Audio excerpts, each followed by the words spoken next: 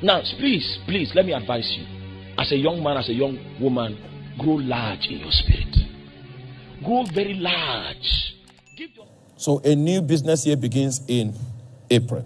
That is what I researched, okay? Well, I need to show you how to begin a spiritual year.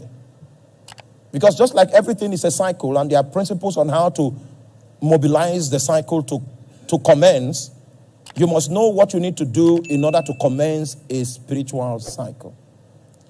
It is because of this I'd like to invite you to the book of 1 Samuel, chapter 1, verse 1 to 3. There was a certain man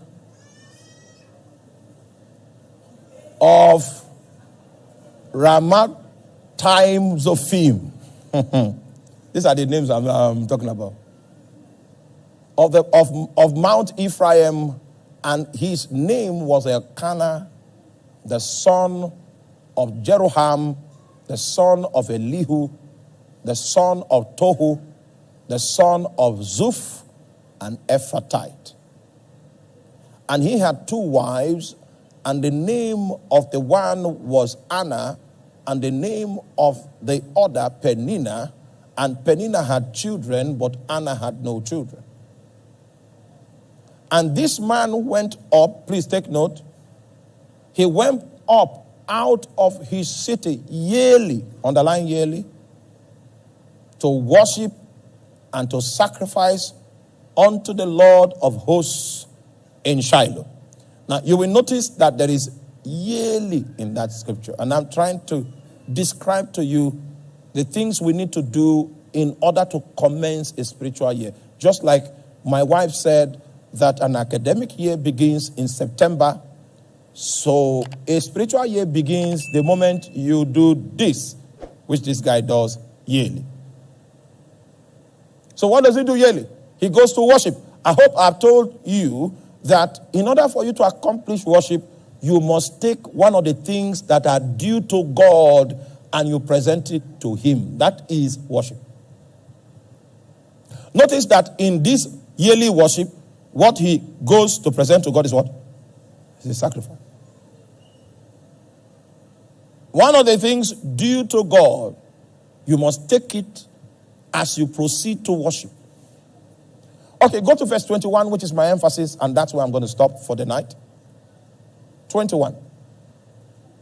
And the man Elkanah and all his house went to offer unto the Lord his yearly sacrifice and his vow. That yearly sacrifice there is first fruit. So he goes to commence his spiritual year by going to God with first fruit. The moment he has given first fruit, it means that he has reactivated the covering of God over his life for that year. That whereas others might die by Boko Haram, die by bomb, die by blight, he will not die by those. It is only when his days are accomplished that he can sleep with his fathers.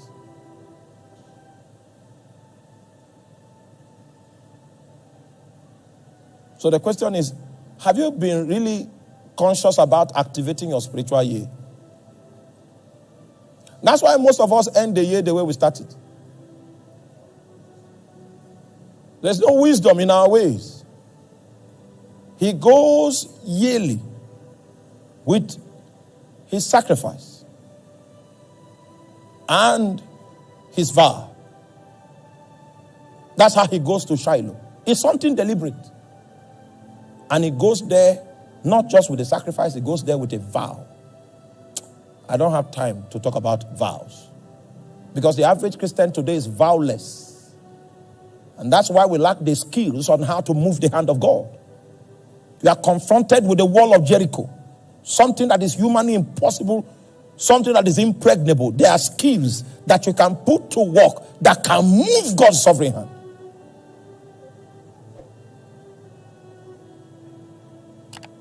The man is going to trade with God. He's going to do business with God. He leaves leaves his city and he journeys to Shiloh.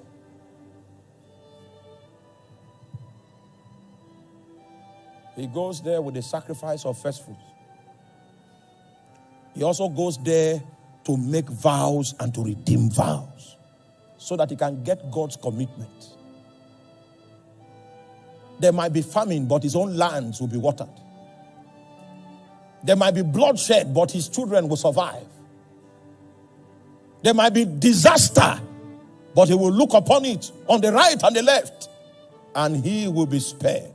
It is when you know this truth that you will hear tales of woe only from afar.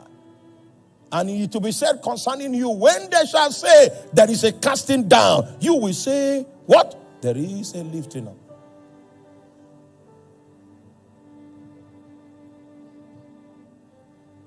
He goes to Shiloh to renew his covenant with God, and that is how his spiritual year starts. Jehovah Sabaoth becomes his backing. And if you meet him in the office and you are looking for people to show wickedness, if you make a mistake and add him to the number, Sabaoth, that he came to sacrifice to at the beginning of the year, will appear in your dream. Yeah, he will appear in your dream with a weapon and say you are a dead man. I'm behind that man. You know, what I tell you is what I practiced. People that rose up in the office and say, this man is our problem, they were cut off. There are things you can do that will guarantee your preservation. So there are witches in your family. Let one carry your name. That's the last trip the person will go.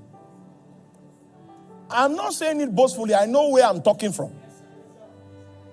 There are things we do, yes, to move the hand of God.